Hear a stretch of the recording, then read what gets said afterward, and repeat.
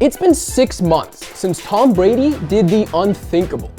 After 20 years and 6 Super Bowl championships with the New England Patriots, the longest running dynasty in NFL history, Brady left for the Tampa Bay Buccaneers, the franchise with the league's worst all-time winning percentage. Now it's time for him and the Bucs to take the field, week in and week out. But how good are they really? And following a roller coaster Week 1 loss to the Saints, we're left with more questions than answers. After all, championships aren't won on paper.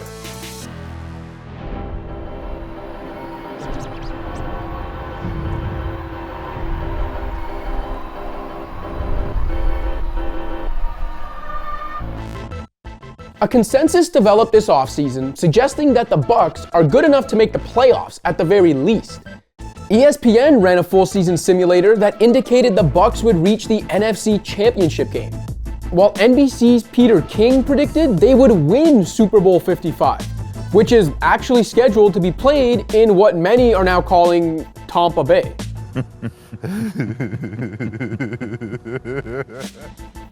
On paper, there are indeed plenty of reasons to believe in the Bucs, but there's also some cause for skepticism. Brady is Brady, but he's also 43 years old, which is uncharted territory for a quarterback. Vinny Testaverde, Steve DeBerg, and Warren Moon are the only QBs to start a game at age 43 or later, and none accomplished much when they did. There are advanced stats that suggest Brady is in decline, but he also basically had Julian Edelman and a group of lobstermen from Kittery to throw to last year. Now, Brady is surrounded by the best complement of pass catchers he's had in years. Wideouts Chris Godwin and Mike Evans might be the best 1-2 punch in the league. The pair combined for 153 catches and 17 touchdowns in 2019. And they're dangerous in different ways. Evans had 887 completed air yards last year, good for 6th in the league, while Godwin led the NFL with 629 yards after the catch. He also dropped just 1 pass despite being targeted 121 times. Tight ends Cameron Brate and O.J. Howard are a formidable tandem. They combined for 70 catches last year. And then there's Rob Gronkowski, Brady's old wingman in New England. You know him.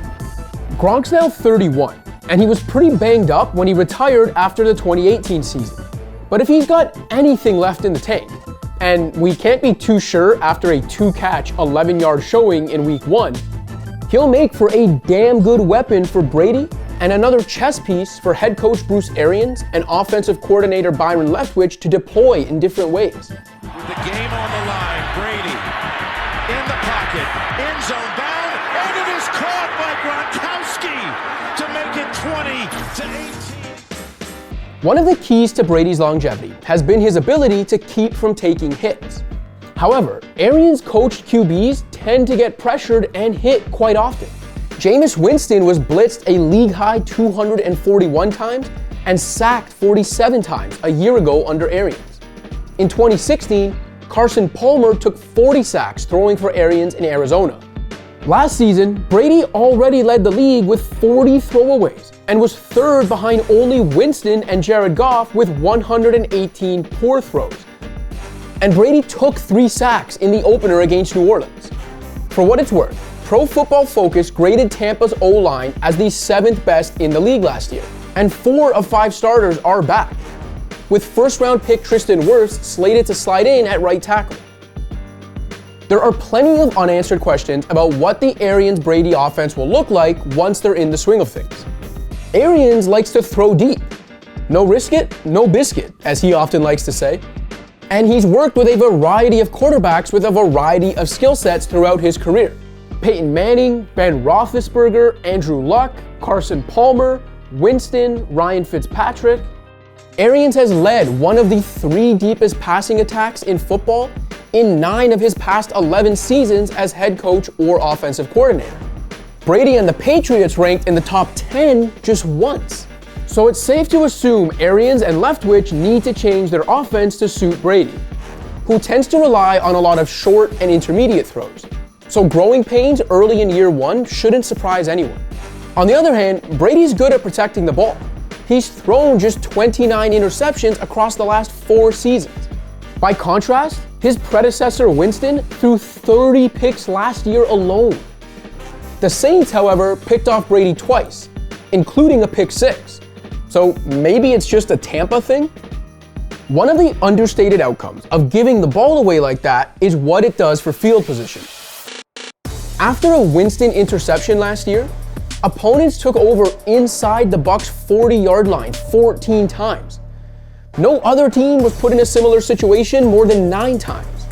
Tampa's defense also faced the worst average starting line of scrimmage in the league in 2019. And Winston set an NFL record with 7 pick 6s.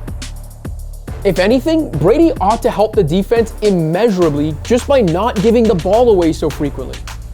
The Bucs defense has an outstanding front seven that includes edge rushers Shaquille Barrett and Jason Pierre-Paul, linemen Ndamukong Suh and Vita Vea, and inside linebacker Levante David.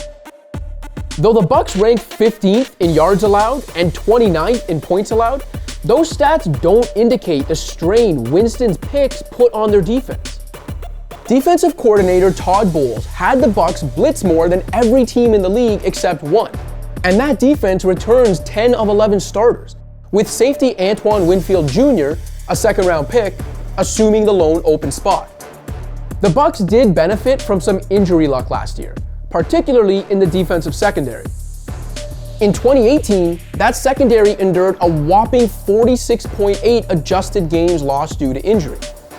Last year, Tampa's secondary assumed just 1.6 adjusted games lost.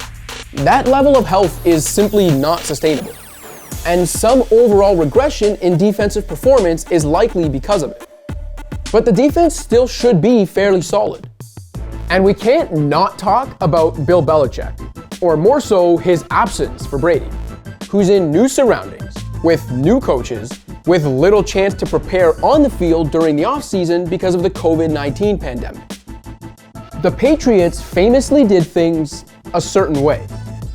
And as much as Brady was a key part of what they did for 20 years, he no longer has the rest of that infrastructure around him. And again, he's 43. The competition will be tougher too. While the Patriots spent 20 years steamrolling the rest of the AFC East, Brady's in a much tougher division now in the NFC South. Lifetime, Brady is 23-12 against the Dolphins, 29-7 against the Jets, and 32-3 against those poor Buffalo Bills.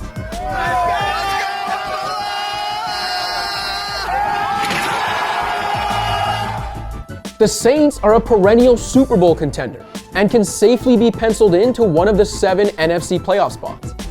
The Falcons figure to be better, and while the Panthers were awful last year, there's something of a wild card under new coach Matt Rule, who had a knack for quickly turning losing teams into winners at the college level. With Teddy Bridgewater under center and Christian McCaffrey at his disposal, Carolina is at the very least frisky. Stacking a roster with talent also isn't the only factor necessary to building a winning football team, even if it is an obviously important factor. Last year's Cleveland Browns, and maybe this year's Cleveland Browns, and the Dream Team Philadelphia Eagles serve as cautionary tales about crowning paper champions before actual games get played. And come on, these are the Buccaneers. They never win anything, do they? Thanks for watching. If you like this video and want to see more content like this, be sure to hit that subscribe button.